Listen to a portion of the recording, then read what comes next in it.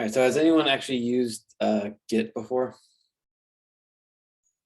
Yes. Okay, so what's your, well, I don't ask what your experience is. So why does Git exist? Essentially, it's a storage, like to be able to share and store and all of the above. You can use it as for collaboration. You can use it as a place just to store your own code. You can use it as a place to be able to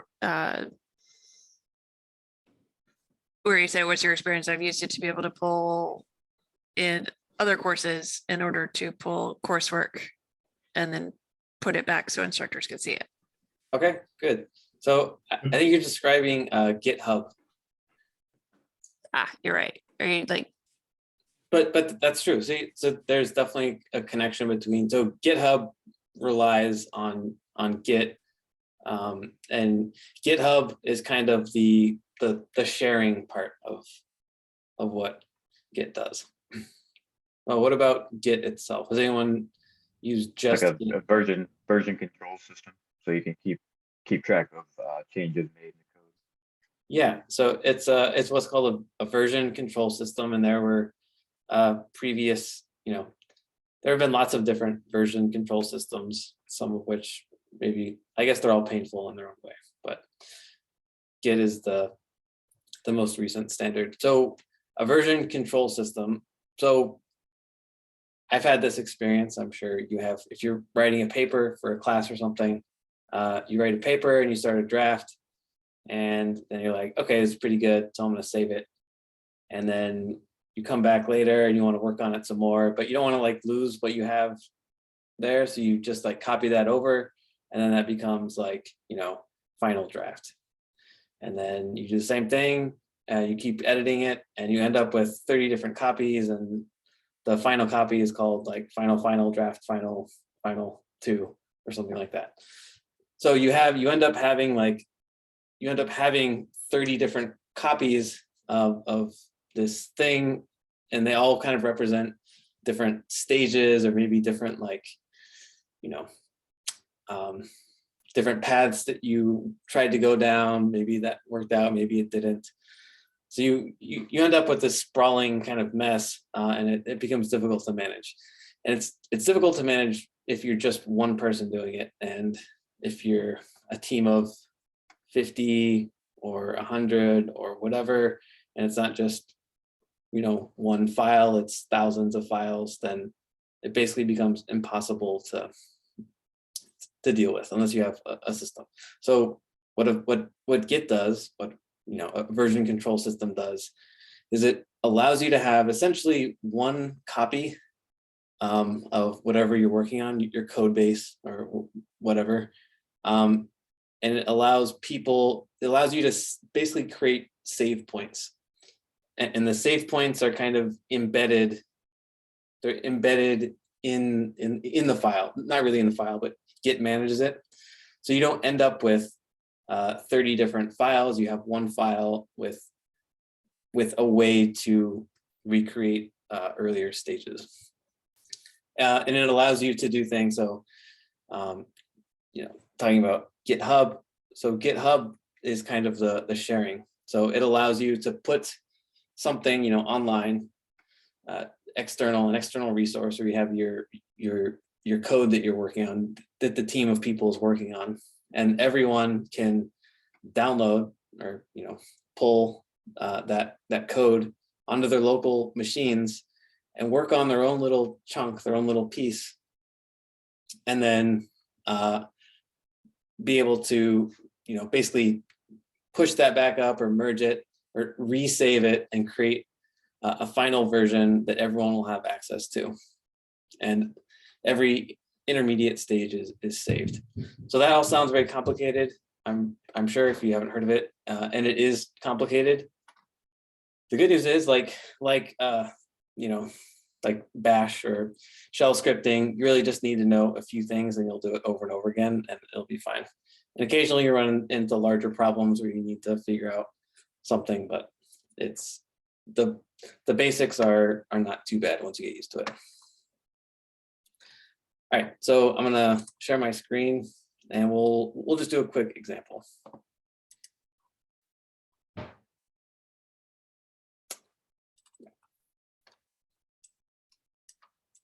All right. You can see that clear doesn't actually clear it, just moves everything. Zoom in a little bit. Okay, so I want to create a folder. I want to start working on a project. So I want to, write the next big web framework or whatever. And I'm going to start. So I'm going to create a directory, mkdir. Let's see.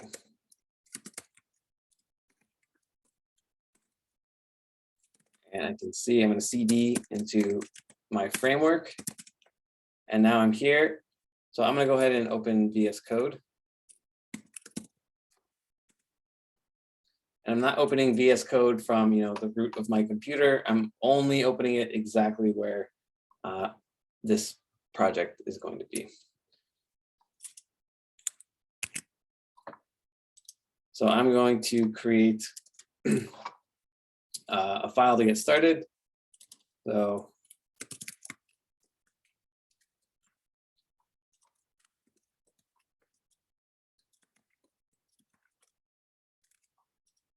okay, so I've now started. I've started my web framework with this file, and again, I can save this, and it's saved on my computer, and that's great.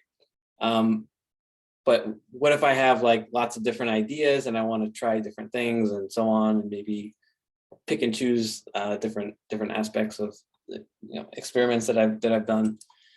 That'll be very hard to manage just if I start ending, save like 50 different copies of everything with all slight modifications.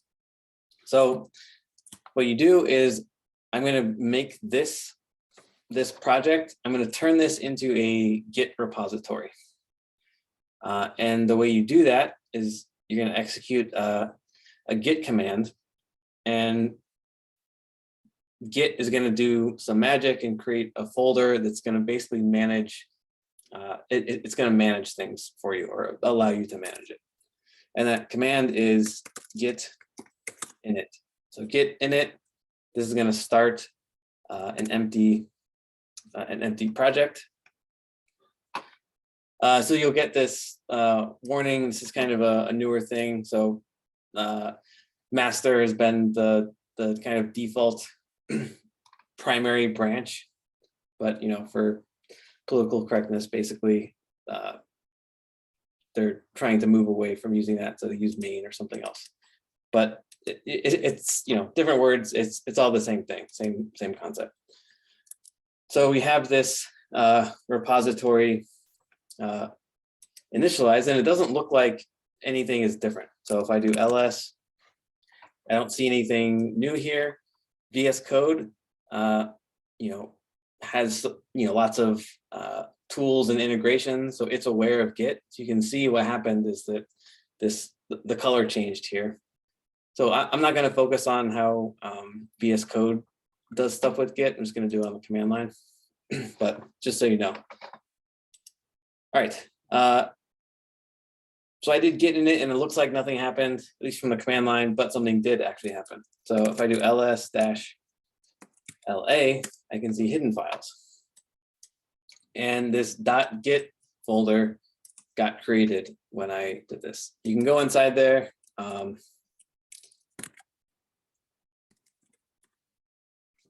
can see what's in there. There's all kinds of stuff, most of which is totally baffling to me. But you can look around if you like, but this is all the machinery that Git needs to manage your project. So I've initialized a Git repository, but I haven't really done anything with it. I just have the basic framework available to me to use. So at any point in this, in the process, as you're making a repository and saving things and building out this Git repository, you can introspect. So you can see what you're doing, you can see what the state of your system is.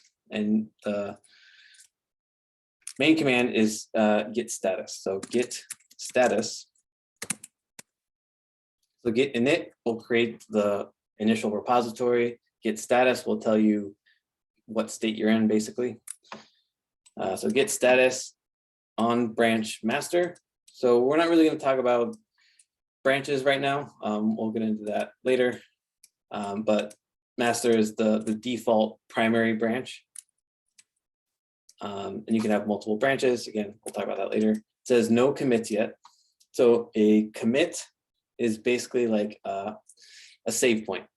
So anytime if you're writing a paper and you wanted to save a version of it, instead of calling it whatever my paper version 3 and saving it as a separate folder, you'll make a commit, which is basically like a save point. So I haven't made any commits yet. And it says that there are untracked files. So in order to use Git, it's a little bit arcane, but you have to go through a process. You can't just say like save. You kind of have to go through a process where there's basically 3 stages. So the first stage is to have Git track your files. And you use that, it actually tells you right here. It says nothing added to commit, but untracked files present. So Git, I've created this empty repository. Git knows now that this thing that I'm in, this folder, my framework, is a Git repository. And it also knows that there's some files here that I don't officially know about. I as Git don't officially know about this file yet. So we have to tell Git about this file. And the first stage is to use Git Add, as it says. So we use Git Add, and then we're going to tell it what file we want it to start paying attention to. And you can either just do a dot, which will be, everything in the current directory, everything in the project, or you can pass in the specific file or files that you want added. We'll do that. I almost always use dot, but. So now if we do git status again, actually I'm gonna, well, that's fine. So we'll do git status again. We can see we get the same, so on branch, we're still on the same branch, this master branch. We haven't made any commits yet. So even though we've added this file, we've told Git to start paying attention to this file, we haven't committed or saved, we haven't created a save point yet. And it says changes to be committed. So notice that this ideas.txt, this is a new file. So Git is now tracking it and it knows, okay, I know I'm supposed to be paying attention to this file, so I'm paying attention to it now. I'm ready to do whatever you want to do with this file. And the thing we're going to want to do is commit it.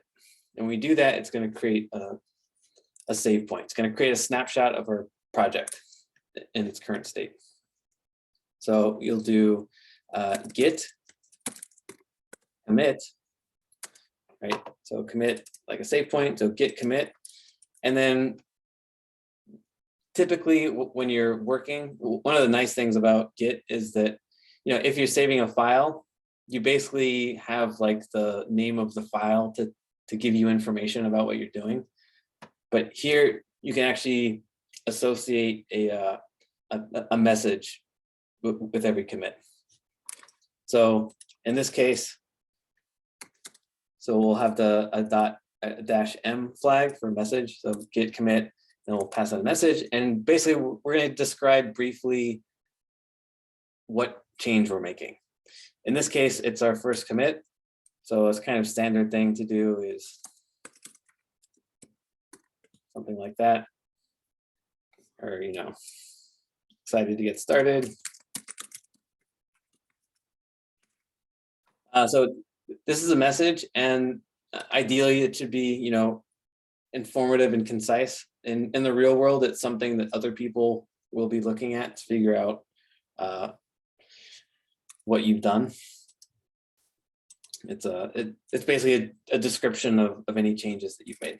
So we've now committed it, and we can see that we have a new commit. And notice here, so if your bash profile is set up, you'll see this. If not, then you won't. That's fine. This is just a visual thing. But we've now made a commit. So if I do git status,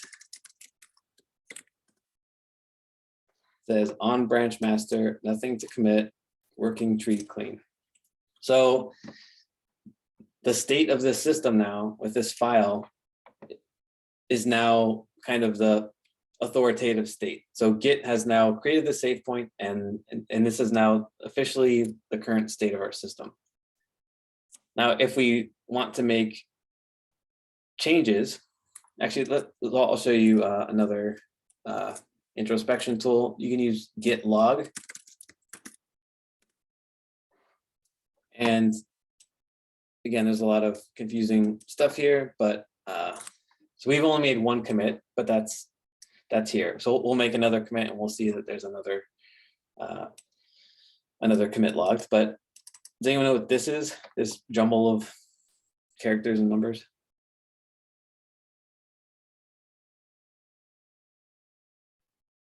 I imagine that's how it keeps track of the file that's being changed, but I don't know. Yeah. So that's exactly right. Does anyone know? I would guess it's hashing what you're gonna push to the Git branch. Yes. Yeah. So this is a hash, and a hash. It's something we'll talk about a little bit later. We'll talk about data structures, but Git is basically taking all the information, like the contents of the file and some metadata, and it's taking all that information and it's passing it through an algorithm that generates what looks like nonsense, but it's just it just needs to be unique, basically. So it generates this hash, which is unique, and if you're worried about security, it's not backwards derivable. So I can't easily go from this to my file right here. But so this is basically just this is now like a unique name for this particular save point, basically. And it's highly unlikely that it's going to generate the same sequence for anything that you do. Okay, so we have the commit, and this is like the identifier for this save point or commit. And then we have author and some other information. And here we have the commit message. Okay, so let's say we want to make some changes. So I want to improve on this, make it really, really fast. So I'm going to save it. And again, VS Code is aware of Git, so it has done some color changes. We're not going to talk about this stuff, but we'll look at the command line. So one thing I can do is Git Status. So always do Git Status. And we can see that we're going to have to go through the same process again. So it's telling me that I'm still on master branch, and that there are changes not staged for commit. So we can do add. We can use, so we're basically just going to do add. So we want to stage. So we've made a change, and we want to tell Git, hey, I've made this change. I just wanted you to know that I've made this change. So Git add, I'm going to do dot. So that will include, even though there's only one file, if there were multiple files that I had changed, it would include all of those. And Git status. You can see that the changes that I've made, Git knows about, and it's ready to save them or do anything that I want to. So I will now create a commit. So Git commit -m, and we'll say,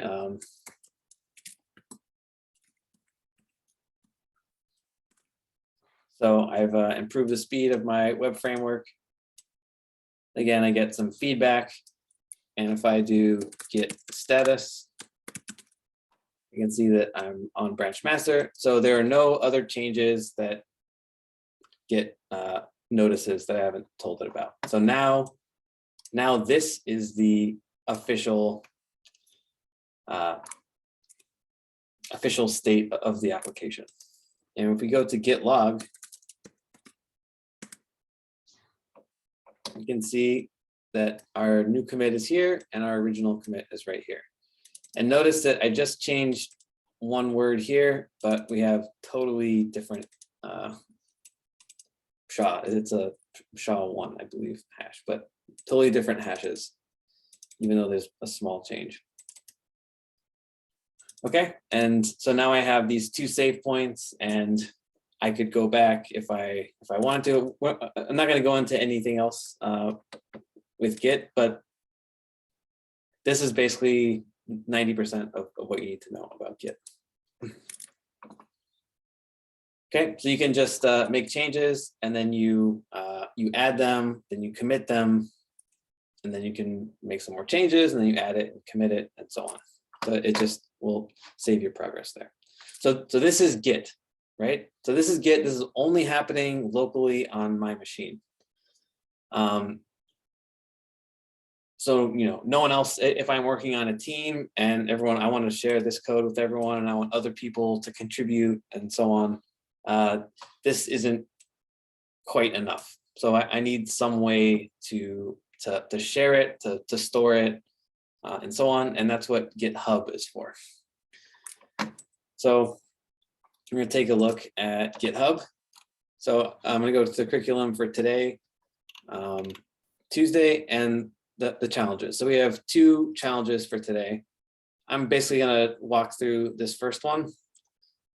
Let's Git, and then we're also going to do practice with a pair. So you'll do a challenge individually, and then you'll work in a pair. So the process for how you're going to do challenges is going to be the same. So I'm going to do it right now, and then you're just going to do the same thing every time there's a challenge. All right, so here I'm in this repo, PT Charlie Platoon / Git Poetry. So this is a repo that belongs to PT Charlie Platoon. So if in the real world, if you want to commit, if you want to, add code to an open source project, for example. So you find some open source project that you like, it's on GitHub, you go there and you're like, hey, I could, there's a bug here, let me fix this for you.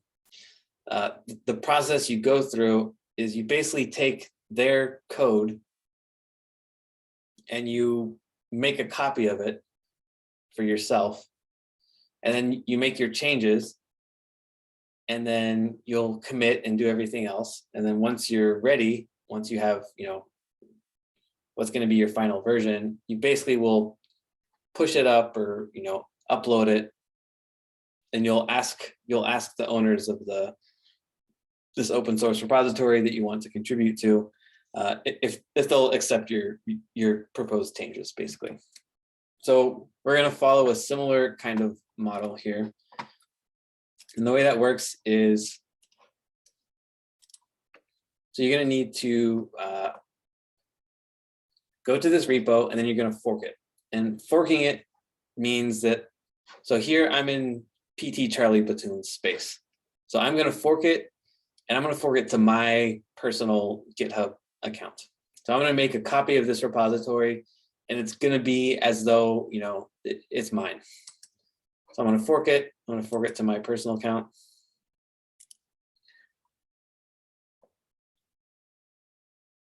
So it's making a copy, basically. And here, notice that it's not PT Charlie Platoon.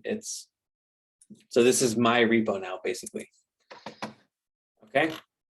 So now that I have my repo, I can actually use this, right? I have permission to do anything I want to this because it's mine. Whereas PT Charlie Platoon, I can't just do whatever I want because it belongs to someone else. So now that I have my own copy, it's safe for me to basically do whatever. So the problem is, so now I have my own, personal copy that I can do anything I want with, but it's on GitHub. And I need it to be on my local machine in order to actually do anything with it. So I've copied it over from PT Charlie into mine. So I forked it over. Now what I'm going to do is I'm going to clone it. So forking goes from PT Charlie's GitHub to my GitHub. And then cloning goes from my GitHub, from my GitHub to my local machine. So I'm going to go here in this green box here. I'm going to copy this link. This is basically just the URL here. And then I'm going to go to my terminal. I'm going to delete this actually.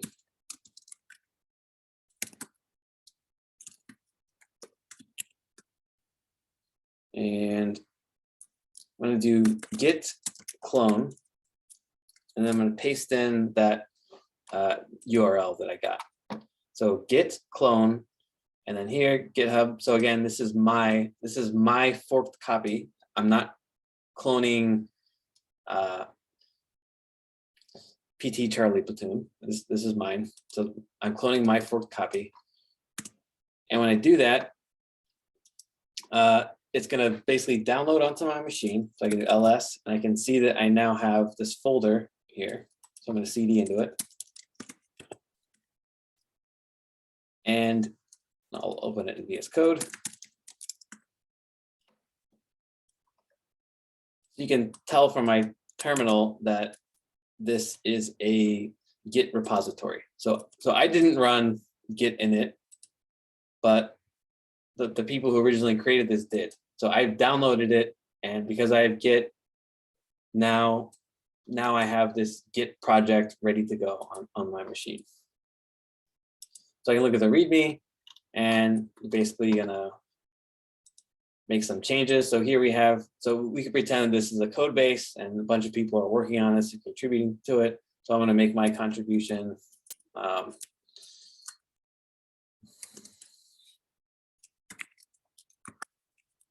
like that. So I'm going to save it. And notice that I've changed this file. Again, I get some colored display from VS Code. If I want to see what's happening on the command line, Git Status. So I'm on master branch. We'll worry about creating branches later. For now, we'll just stay on master. It says that my branch is up to date with origin master, which means that my local, it basically means that my local stuff matches what's on GitHub, minus what GitHub doesn't know about yet, or Git doesn't know about yet. So what I'm going to do is I've made some changes. So I'm going to run Git Add. And I'll just do dot. I could specify this file specifically. Git status. And I can see that, so I want to stage this. So I want to commit it. Git commit -m.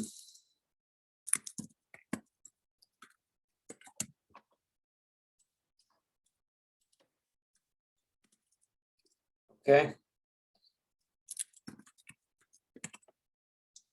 So now I've basically said, I want this to be, the next save point for this project. So I've done that, but it's only on my local machine.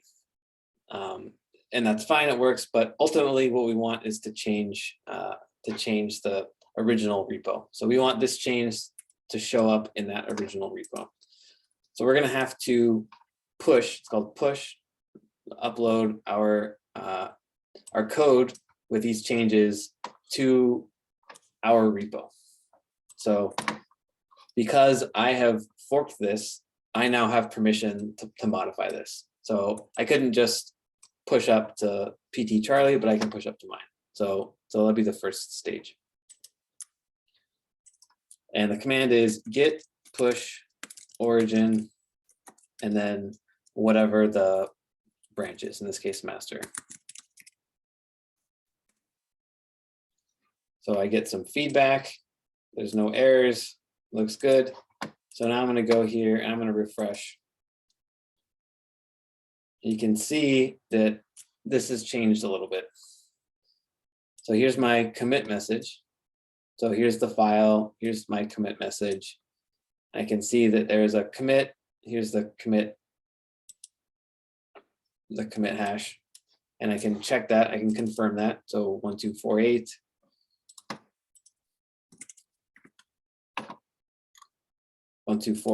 So that's good. And you can see, if you want to see so this is a diff. So if you've added a line, it'll show up in green. If you've deleted something, it'll show up in red.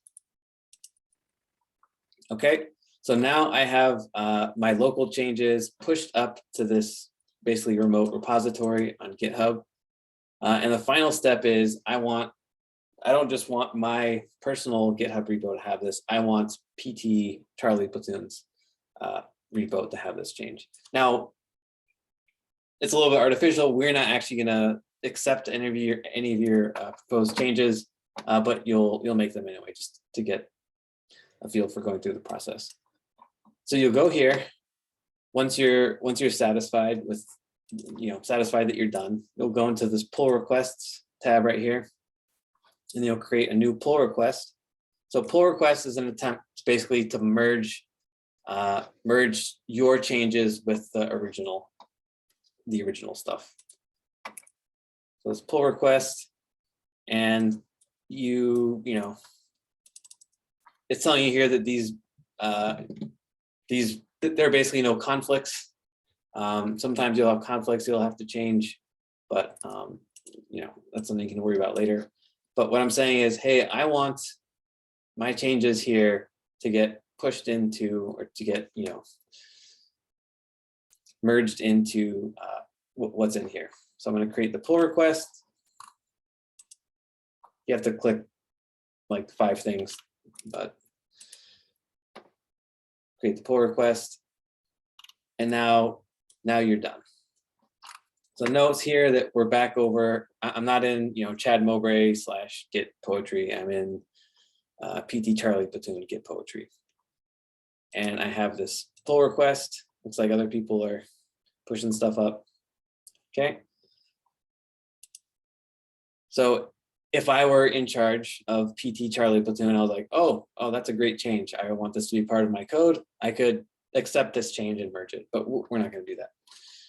Okay, so that's the basic process that you're going to go through for every challenge. So it's it can be confusing and overwhelming at first, but you'll do it a lot. So it's fine if you're just doing it. Take notes, do it by rote, and eventually you'll just be able to do it. Any questions about Git or GitHub?